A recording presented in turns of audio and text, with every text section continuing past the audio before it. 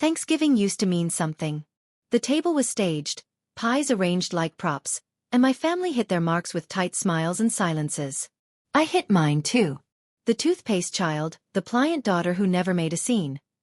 But this year, the cues went missing. No group text, no last-minute reminder about pie, just silence. I kept checking me phone that morning like an invite might arrive late out of guilt. It didn't. And silence in my family was never neutral. It was a verdict. I baked anyway, muscle memory more than hope. A pumpkin pie, edges a touch burnt, the way my dad liked it. It cooled while I stared at my coat.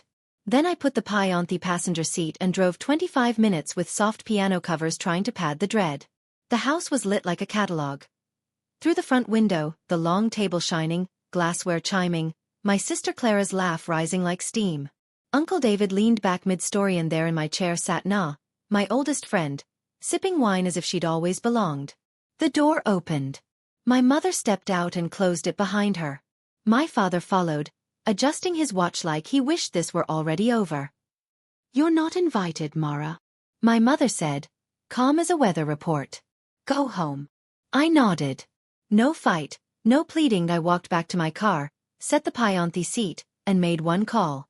Tamsin, my former editor, answered on the first ring. "You still taking anonymous pieces for the Thanksgiving column?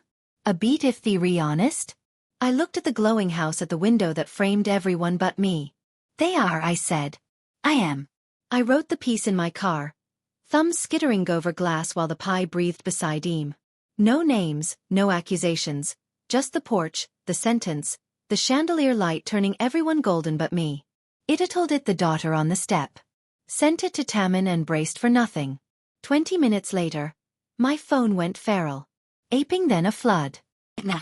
"Hey, are you coming?" I didn't know. "Clara, what did you do?" "My mother, please call me."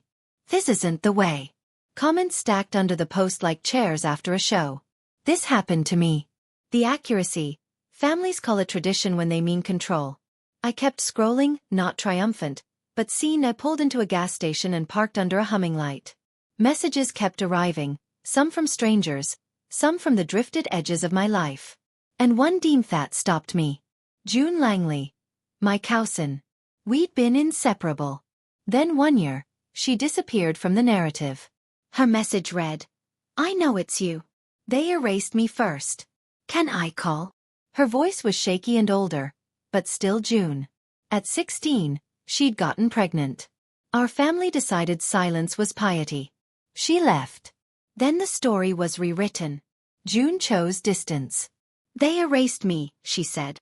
"I thought I'd served it." I looked at the pie's cracked crust. "Me too," I whispered. The day after Thanksgiving, 3 measured knocks. I opened to a chain's width. My mother in the navy coat I bought her. My father stiff behind her. "Can we come in?" she asked. "No," I said steady. "You need to take the post down," my father said. "You didn't forget me," I answered. "You erased me." Silence held like glass between us. They left the hallway with their dignity folded tight, but something in me stayed open. That night, I slept on the couch, the pie plate gleaming on the table. In the morning, an envelope waited at my door. My name in my father's rigid block letters.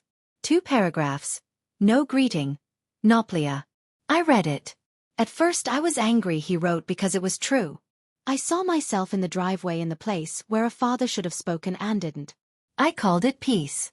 Perhaps it was cowardice. Maybe I failed you quietly. That unguarded line cracked me. I didn't call. I slid the letter into the drawer where I keep the few things I can't yet hold. Weeks passed. June and I traded recipes and histories, stitching back what was cut. By winter, I stopped checking who was looking. I cooked for myself. A year later, on Thanksgiving, my apartment smelled like cinnamon instead of nerves. I set the table with thrifted plates and too many forks. June arrived first, laughing, her stuffing slightly lopsided. 2 neighbors came and an old professor with a pie that refused to set. We passed dishes without choreography and no one performed. No one corrected the estery mid-sentence. Before we ate, I lifted my glass. "Here's to doors that stay open because they aren't guarding anything," I said. We clinked. Sincere. The room felt easy again tonight. Near dessert, my phone buzzed once. A photo from my dad. A pie. Edges burnt. No caption. I smiled. Not for permission, not for victory, but because recognition costs less than eraser. I set the phone down, cut generous slices, and took my seat. Mine.